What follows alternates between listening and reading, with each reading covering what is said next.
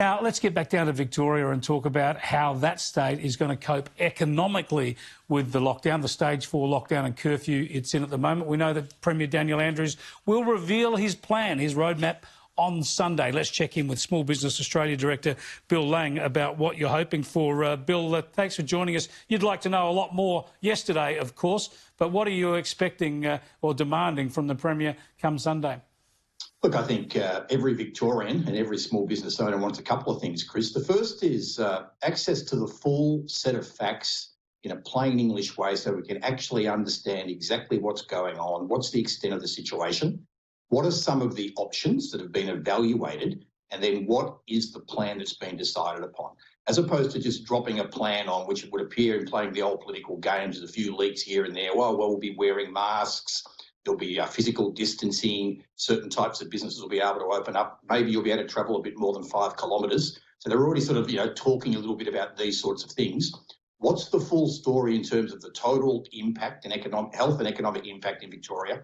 What options have been looked at? And then what decision has been made about the plan? He needs to be taking all of the people, not just of Victoria, but of Australia, on this journey to understand the real situation, the options, and the plan they've decided upon.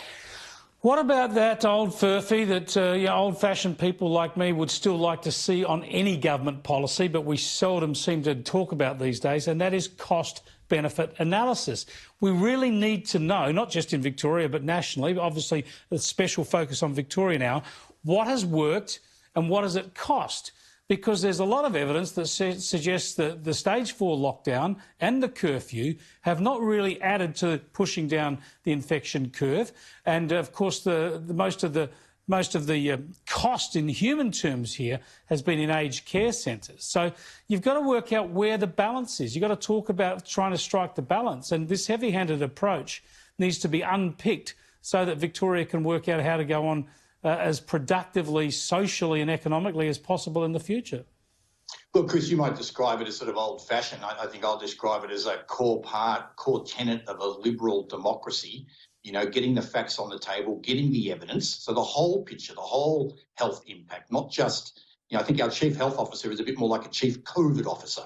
There's only a couple of numbers that they really pay attention to that they talk about in the media sort of every day. Drucker, the great management theorist, would say, look, what gets measured, what gets managed. But to do that cost-benefit analysis, we need to see the big picture and then what are the options? And it's through evaluating the options you see the trade-offs. And then, OK, this is the plan, the decision that we've made. I like your call for more information and transparency because, look, with the obvious proviso, we know the more you keep community infections down, the easier it's going to be to prevent infections going into aged care centres.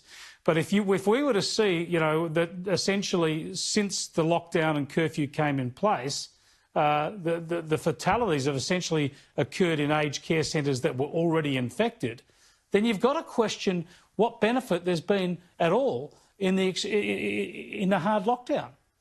Look, it appears to us at Small Business Australia, Chris, that to some degree the Victorian government is a bit like a tool. They've only got one tool, it's a hammer. And if all you've got is the hammer, everything's a nail. In this case, the tool has been the lockdown. And, you must and I will. So we have someone down here who says, I will, you must. We may be cancelling Christmas.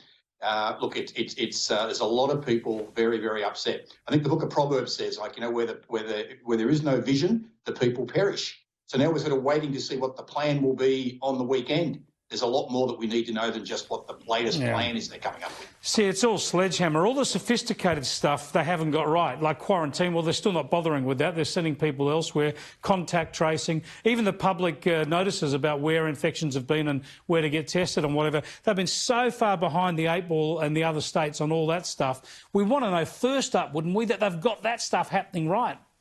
This gets back to making visible the invisible. How can we have confidence in whatever they come up with at the end of this week is going to be any better than what they've been doing so far, because they're not making visible the invisible. We don't know. We've had reports about a week ago.